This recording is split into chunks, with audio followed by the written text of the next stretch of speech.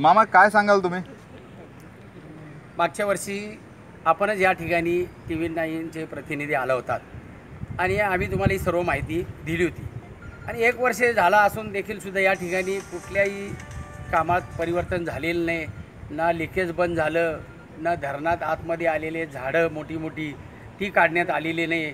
या ठिकाणी परिस्थिती जे वाल ऑपरेटिंग करतात ते सुद्धा कसे अवस्थेत पडलेले आहेत आणि हे सर्व सांगूनसुद्धा रेल्वेचे अधिकारी मात्र आमच्या खासदारांना चुकीची माहिती देतात का आम्ही सर्व जे लिकेज होतं, जी झाडं होती ती काढलेली आहेत. या ठिकाणी आपण परत 1 वर्षाने आलात, आपण स्वतः परिस्थिती बघितली. मी बाईट देतोय ते सोडाच, पण आपण स्वतः नजरेने या ठिकाणी बघितलेले आहे. त्या ठिकाणी काहीसुद्धा त्या लोकांनी केलेलं नाही आणि त्यांना फक्त आता या ठिकाणी रेल नील नावाचं एक या ठिकाणी प्लॅन काढलेलं आहे. त्याचं पाणी रेल्वेलाच जातं. मला वाटतं रोज 2 लाख लिटर पाण्याचा उपसा या ठिकाणी त्या प्लॅननी केला जातो. म्हणजे रेल्वेचं एकंदरीत या ठिकाणी उत्पन्न सारासार चालू आहे आणि या ठिकाणी जी घटना घडली आणि ती जर रात्री घडली कधी तर मग त्याचा आकडा कुणी सांगू शकणार नाही. कारण याच्या खालोखाल बरीचशी गावं आहेत. एक प्राचीनकाली शिवमंदिर आहे, त्याच्या मंदिराच्या बाजूला असलेला परिसर आहे.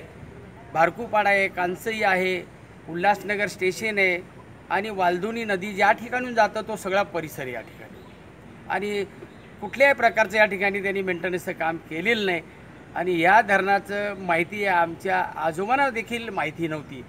हे धरण ज्या वेळेला 1856 साली ठाणा आणि रेल्वे कल्याण चालू झाली त्यावेळेला हे पाणी रेल्वेसाठी ब्रिटिशांनी बांधलेले डॅम आहे.